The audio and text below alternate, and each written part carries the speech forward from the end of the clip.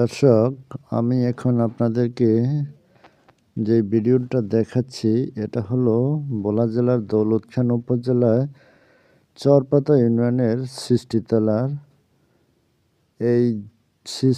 এই গাছটা, এই যে একটা গাছ দেখতেছেন, এই গাছটা হলো একটা রেন্টি গাছ, মানে আমাদের অঞ্চলে এটাকে বলা হয় সৃষ্টি গাছ।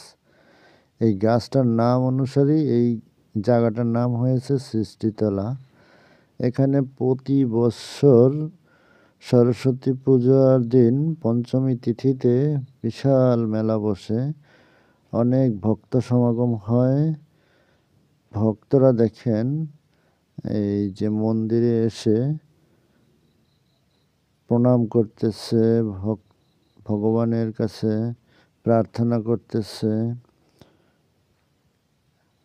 এখানে অনেক কিছু মানত করা থাকে বৎসরে, তারা এই দিনটায় আসে তাদের এই মানতগুলো দান করার জন্য।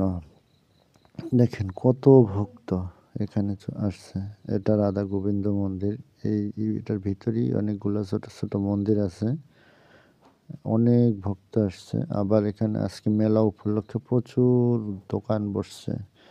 আমি তো শুধু এখানে আপনাদেরকে মন্দিরের ভিতরের অংশটা দেখাচ্ছি, মন্দিরের বাহিরে অনেক দোকান, অসংখ্য দোকান।